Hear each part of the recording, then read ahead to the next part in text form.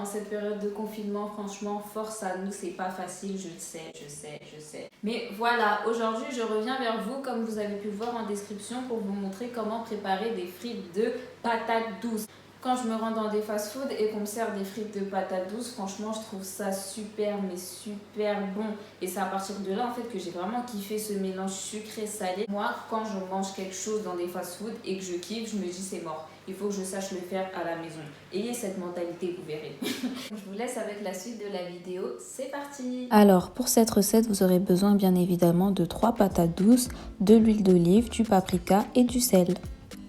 Donc première étape, j'épluche mes patates douces. Je sais pas pourquoi, mais je kiffe faire ça, éplucher les pommes de terre, les patates douces. Je kiffe. Alors qu'il y en a qui détestent, on va savoir. Donc maintenant vient le moment de la découpe. Par contre, je déteste. Contrairement aux pommes de terre classiques, les patates douces, c'est très dur à couper. Donc faites très attention lors de la manipulation avec le couteau. Ne vous coupez pas, faites très attention.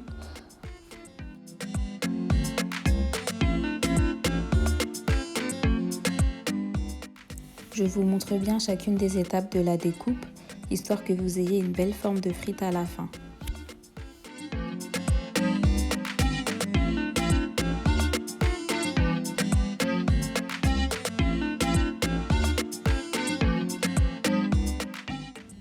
Je verse ensuite un filet d'huile sur l'ensemble de mes frites. J'ajoute ensuite le paprika, bien généreusement. Puis le sel. Là, vraiment, vous salez, vous assaisonnez en fonction de vos envies. Si vous aimez les frites vraiment salées ou pas. C'est vraiment en fonction de vous. Ensuite, je mélange le tout. Ensuite, j'ai rajouté un petit peu de piment fort. Donc, je ne l'ai pas mis au début de la vidéo dans les ingrédients parce que c'est vraiment facultatif en fait. C'est en fonction encore une fois, de vos envies, de comment vous aimez vos frites. Je remélange l'ensemble. Je rajoute à nouveau un petit peu de paprika. Puis je remélange pour la dernière fois cette fois-ci. J'ai ensuite déposé du papier cuisson dans mon fond de plaque qui va aller au four. Je dispose donc toutes mes patates douces dessus.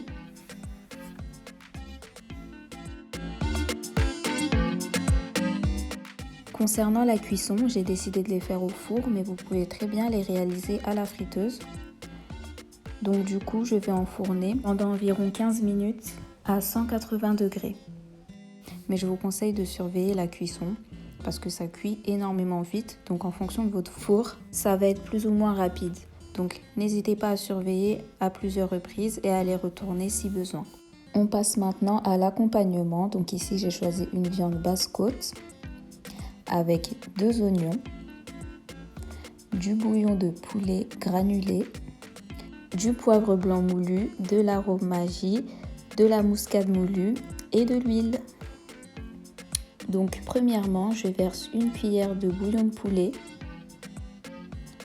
Je mets ensuite un petit peu de poivre blanc moulu.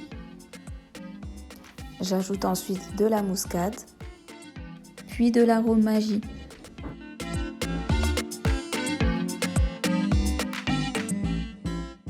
Et pour finir, je mélange le tout avec mes mains. Puis je laisse reposer ma viande minimum 1 heure. Donc, première étape, dans un fond d'huile, je vais faire revenir mes oignons. Quand ils commencent à dorer, j'ajoute ensuite la viande.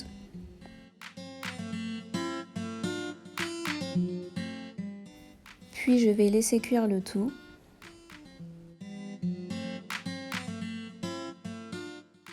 Jusqu'à l'obtention d'une viande bien cuite comme ceci. Donc comme vous pouvez le voir, il y a même de la sauce. Donc je n'ai rien mis dedans, c'est juste le jus de la viande mélangé à l'assaisonnement qui nous a donné une bonne sauce. Mes frites sont enfin cuites. Et voilà le résultat final. Regardez-moi cette viande s'il vous plaît. J'aime bien faire des commentaires parfois, mais là je pense que la vidéo parle d'elle-même. Franchement, c'était tellement doux. Les frites, elles fondent dans la bouche. La viande, pareil. Et d'ailleurs, si vous voulez, vous pouvez rajouter une petite assiette de riz à côté. C'est ce que j'ai fait et franchement, c'était encore meilleur. Donc voilà, j'espère que cette vidéo vous a plu. Donc comme d'habitude, n'hésitez pas à vous abonner si ce n'est pas déjà fait, à commenter, à partager et à liker. On se dit à la prochaine.